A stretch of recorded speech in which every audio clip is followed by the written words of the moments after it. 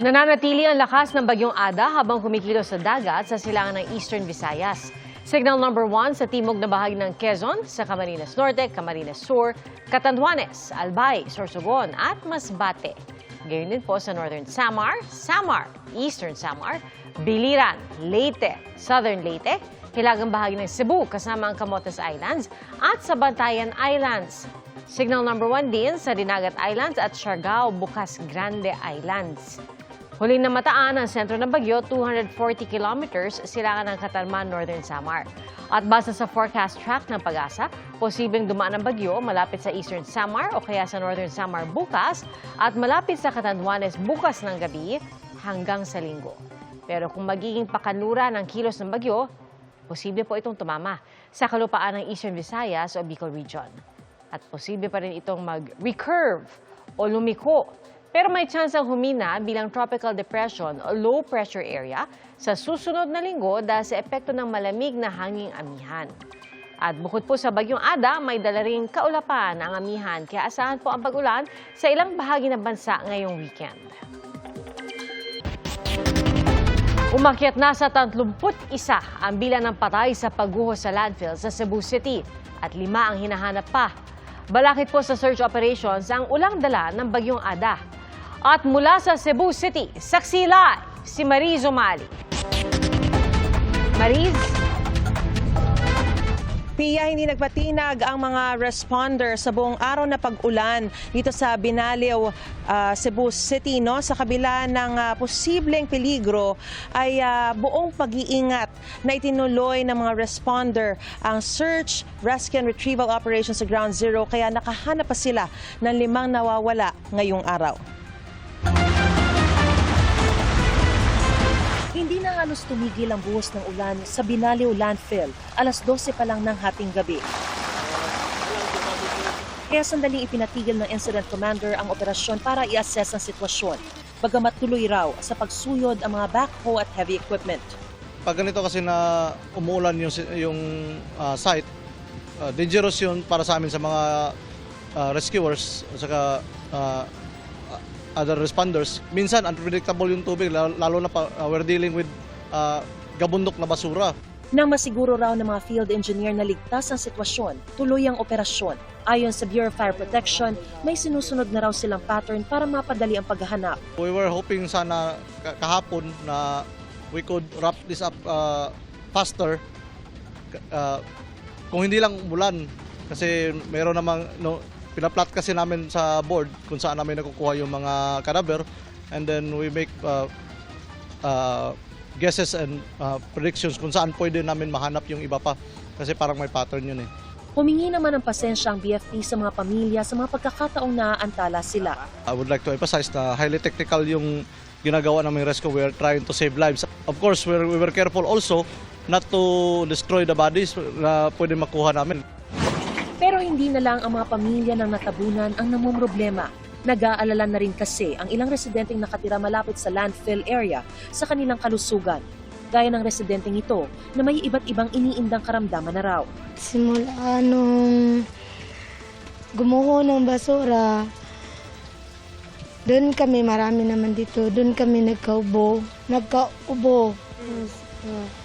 Kaya sa akin, hirap akong magsalita. Nang gumuho na, parang grabe. Lumalala yung amoy. Lalo na sa mga bata, yung kalusugan ng mga bata, kung maamoy nila, kasi may mga bata, yung immune system nila mahina pa. Panawagan nila sa lokal na pamahalaan.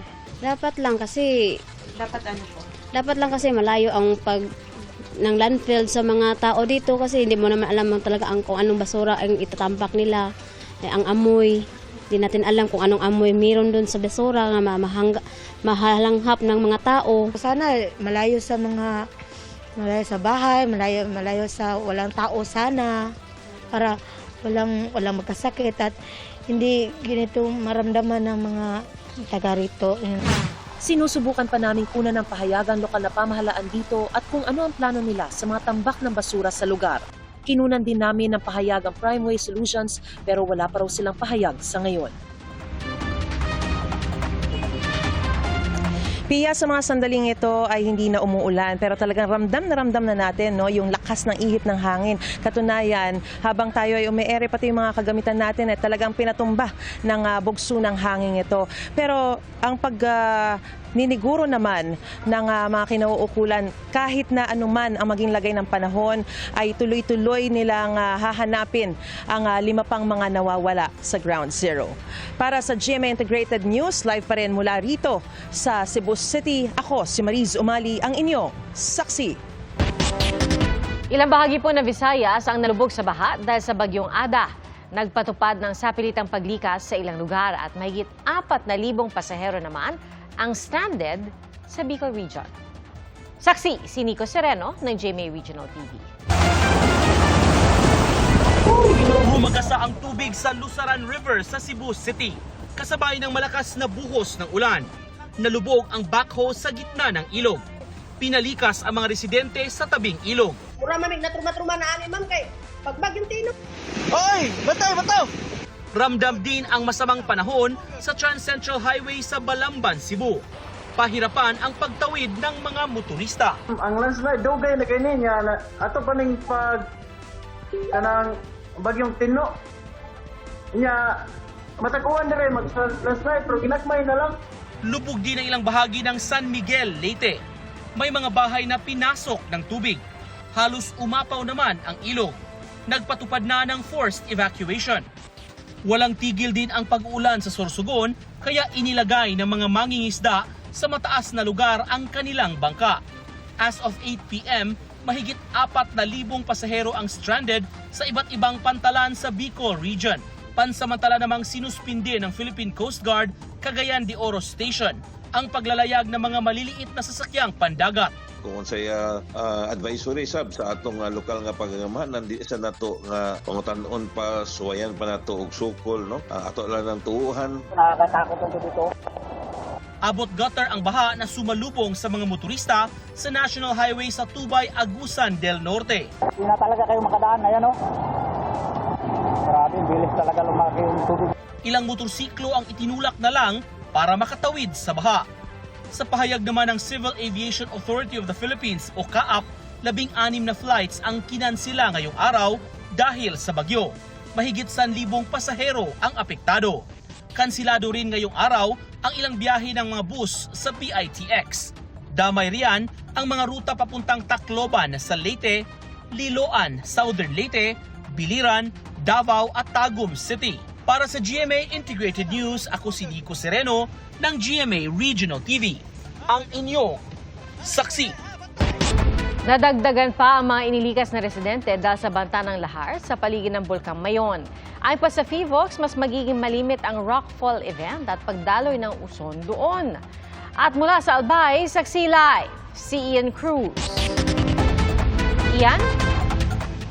Pia, habang papalapit nga dito sa Bicol Region ang bagyong Ada ay nag-abiso naman ang PHIVOX na simula nga kahapon ay naobserbahan ng pagtaas ng seismic energy release ng Bulkang Mayon. Ibig sabihin mas dumalas ang rockfall events at ang pagdaloy ng uson. Pinakamataas din daw, Pia, sa loob ng 15 taon ang naitalang ibinugan nitong asupre na nasa halos 5,000 tonelada. Kaya naman puspusan ang paghahanda ng mga lokal na pamahalaan lalo na doon sa mga nakakasakop sa mga critical area na maaring daanan ng lahar.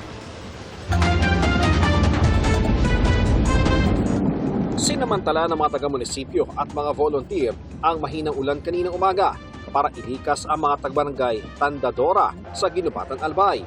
Isa sa lumikas sina Aling Maria na ang pag-alala sa epekto ng Bulkang Mayon nadagdagan pa ng bagyong Ada.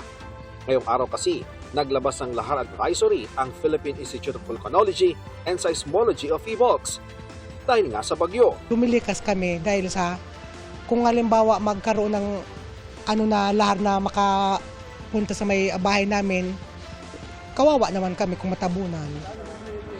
Inilikas ang mga residente dahil posible ring ma-isolate ang kanilang lugar kapag rumagasa ang lahar. Kakaroon po ng lahar.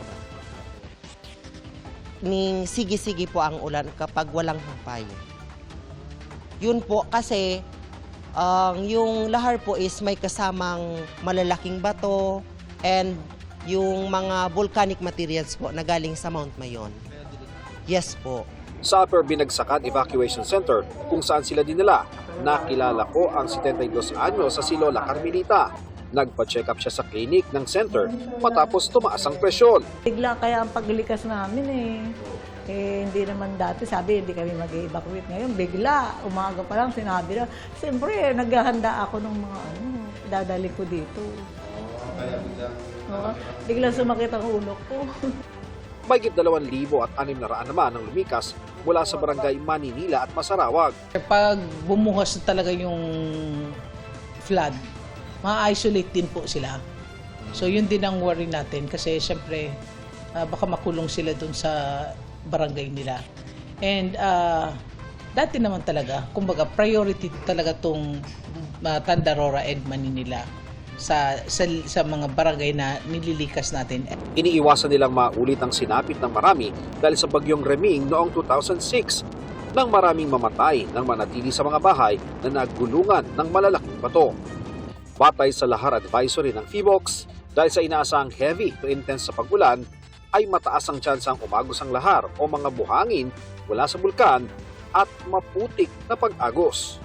Bukod sa ginubatan, inabisuhan na rin ang mga bayan ng Daraga, Camalig, Santo Domingo, pati Legazpi City na mag-monitor ng ulan at maglikas, lalo't posible ang lahar sa mga lugar na kulay dark brown sa lahar map na ito. Hanggang kaninang hapon ay nasa 26 mm pa lang ang namomonitor na pinakamalakas na ulan. 300 mm na ulan sa loob ng 24 oras daw ang nagdulot ng huling lahar sa ginubatan. Dilan tayo dun sa nakikita naman yun dun sa mga river systems. Ang ating instruction sa ating mga barangay tsaka municipes, tingnan nila maigi yung situations, kung anong nangyayari doon. Pia, ang patuloy na imomonitor ng APSEMO ay yung ibababang amount of rainfall nitong bagyong Ada para nga tiyak na maiiwas sa peligro sa iba't ibang hazards kagaya ng lahar ang ating mga kababayan dito sa Albay. At live nga mula sa Albay para sa GMA Integrated News, ako si Ian Cruz, ang inyong saksi. Mga kapuso, maging una sa saksi. Mag-subscribe sa GMA Integrated News sa YouTube para sa iba't ibang balita.